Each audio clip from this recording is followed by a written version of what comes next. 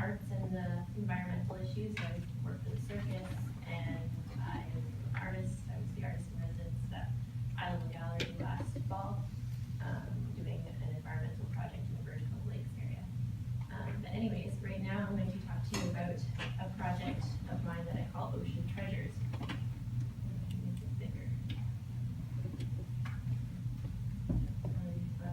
That one.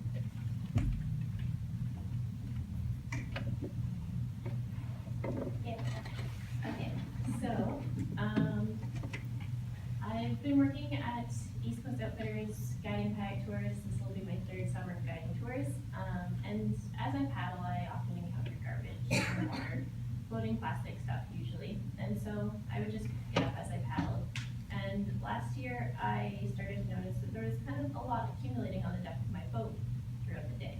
And so I started to feel like, oh, there's so much garbage in the ocean, I'm not making a difference. So I decided to take pictures of my collection each day, so that maybe at the end of the season I would be able to look at it and say, oh wow, look at all this garbage I collected, I'm doing great, I'm saving the world. But still, even against the enormous amount of garbage in the ocean, it seems like not much. So I started posting these pictures onto Facebook, and I titled them Ocean Treasures. I titled the first one Ocean Treasures. I didn't really plan on making a photo series, but then each day I added another one, and the next one was called number 2, and number 3, and they continued. I think I'm on number 53 or 54 now. So there's one of them, just one of the collections. There's some fishing debris and styrofoam plates and ropes and bottles and you name it. Here's another one. That was the first one I did. There's a pillow, there's a light bulb, there's buckets and bottles and everything under the sun. Balloons, there are a lot of balloons out in the ocean. So at first, I was trying to address the feeling of futility of my own efforts, or like the feeling hopeless. So I was really thinking this tied in a lot with the presentation last night about how you feel hopeless and you want to, it's easier to take action if you're feeling some hope about it. So my goal was really just for myself. I wasn't planning an art project. I was planning to address my own feelings of the futility of my own efforts.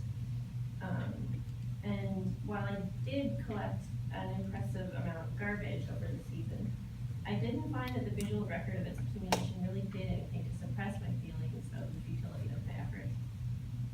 But I did, however, find it was interesting to see what responses these images garnered from others who were on my kayak tours, from the others I worked with, and from people who commented on it on Facebook. So here we have some comments. So I didn't start it with the intention of creating an awareness-raising project. I started it with the intention of creating something, a record for myself. But it did kind of become an awareness-raising project. It became an art project as well. The reason for the name, Treasures, I didn't really think about it at first. I just thought sarcastically, oh, look at all these treasures I found in the ocean. But it ended up being quite fitting, I think, because it evokes thoughts of the ocean's bounty and what the ocean gives to us, and then this is what we give the ocean in return. Sometimes there are really interesting treasures that you find, or interesting, wonderful objects, decorations, Christmas decorations. I found a bunch of Christmas decorations, I don't know why. So as I paddled, clients had varying reactions. So I'll just show you a few more pictures here. There's a lot of plastic bags, you can probably guess, a lot of bottles, plastic bottles, rope, twine, plastic straps, balloons, there are a lot of balloons. So I got a lot of different reactions. From some clients who were paddling with me. Some were surprised to discover that there was garbage in the ocean at all and scoffed about who would have put that here. Others joined me in collecting garbage that we came across. I know a lot of people who were at Ecology on Tuesday night helped me collect a nice big pile. So thank you if you were one of those people. One client expressed disgust and felt that we should have cleaned up the garbage before taking them on a tour out there because she didn't want to have to see garbage on her tour.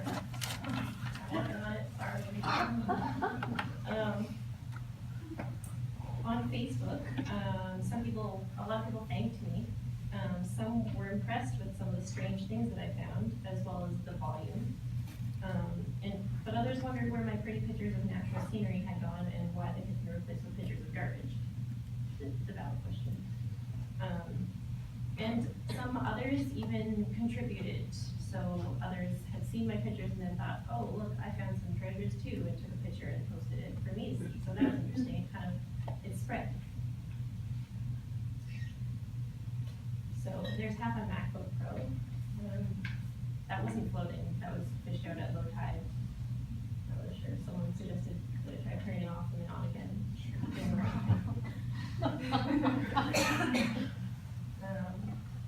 This was after Naval Day, so I guess a lot of people were drinking beer. So what people's responses revealed to me was that there are a lot of different concepts of individual responsibility and collective responsibility. So, I mean, I started picking up garbage just because I could, and it seemed like the only reasonable thing to do. It was easy. I was paddling past it anyways. I may as well pick it up rather than just leave it there. And I started creating this photo series, not because I felt some responsibility to educate the world, but just for myself, keep a record.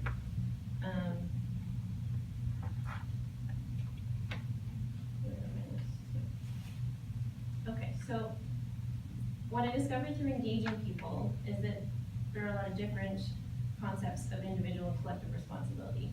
So some people have the attitude that, well, it isn't my garbage and I didn't put it there, so I don't have to pick it up, and I'm a good person by not putting more litter there. I'm doing good things for the environment by not adding more litter to the ocean.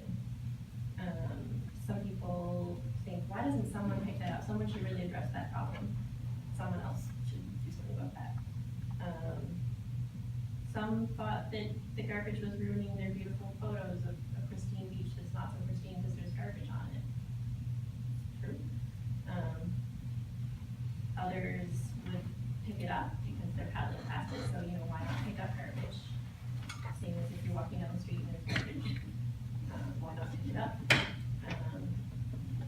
And I started wondering, what if we think more about just using plastic in our daily life, even though I might use plastic and I'm not going to the ocean tossing it in. I'm using plastic, and we all use plastic every day, and eventually a lot of that ends up in the ocean. Even if we put it in what we think are the responsible places to put it, there's just so much plastic that we use, so it ends up in the ocean. And then I started to wonder, how do I know that the stuff that I'm picking up and throwing away doesn't end up back in the ocean? Maybe it blows off out of the trash can, maybe on the way to the garbage dump it falls off the truck or gets washed into a stream, and who knows? So there were a lot of different, it seemed like everyone has different ideas about individual responsibility, either feeling like they have no individual responsibility because they didn't put that piece of garbage there, or feeling like we collectively have responsibility to do something about it even though I didn't put that piece of garbage there. So there are a lot of different ideas. This picture was an especially fruitful day. I think it was a very high tide that day, so maybe high tide had brought in a lot of stuff. There's a shoe, there's a piece of plastic that says Mazda, there's so many plastic bags, bottles, cans, Fruitopia, building supplies, you name it. This one is a big tangle of rope and net and sticks and wood that part of it was floating and part of it was sinking, and I pulled it up and I was kind of scared I was going to pull up something dead stuck in it. Unfortunately, there's nothing dead in it, just a lot of muck and goo. But it was so tangled up, I got it tangled around my boat while I was trying to pick it up, so I can see how easily an animal could get tangled up in it. So it's definitely not very safe for animals in the ocean when there's all this plastic and fish and left behind. So this was kind of an art by accident project. I didn't start out planning to have an art project.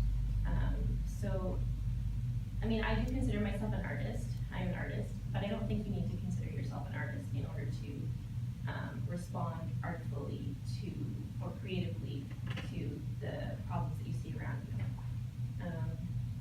there's certainly a place for well-planned art projects that are designed specifically to address certain environmental issues and to educate about certain environmental issues. But there's also a place for art by accident, or things that just become art out of how we respond to whatever arises from how we sort of thing that might arise from how we choose to respond to feelings of discouragement or hopelessness when we're confronted with enormous problems that are beyond our control. So I think that's potentially a really powerful way to deal with when we do feel a lack of hope. Yeah, so I did this because it just seemed like the only way to respond to what I felt about what I was seeing, what I was discovering while I paddled. And the message has grown on its own.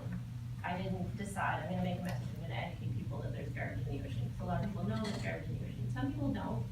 And then they would see that there's some garbage in the ocean from my pictures or from paddling with me, but I didn't plan that message. So the message is not just me to other people, it's also to me while I discover how other people feel about garbage in the ocean, how other people feel about their relationship to the ocean. And so the message is more of a conversation between me and people who engage with me and with each other through and with the project. So at first glance, the project might seem like it's all doom and gloom, because I just have a slide full of pictures of garbage.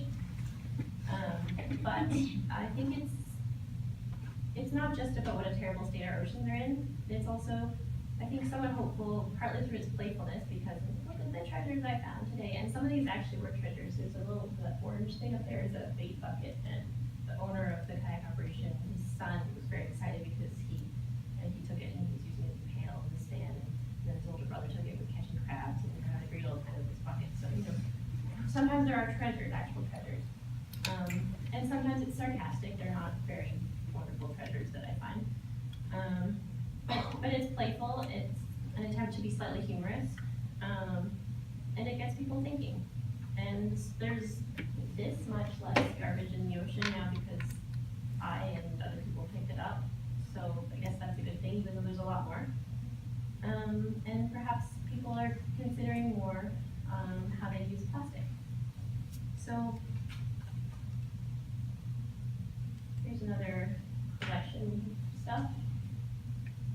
There's a lot of candy wrappers in this one and snacks. So I don't know if someone was having a party while they were on their sailboat or what was happening here.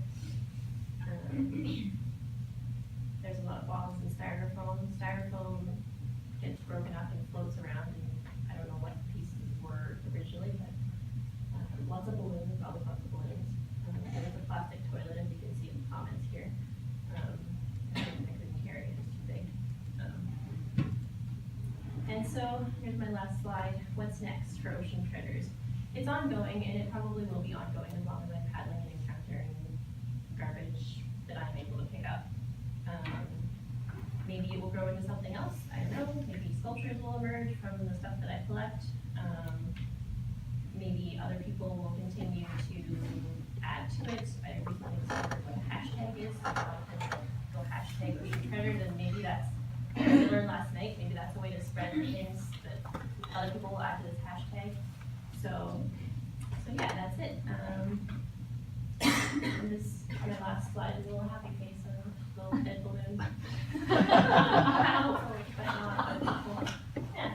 So are we gonna do questions individually or at the end? At the end.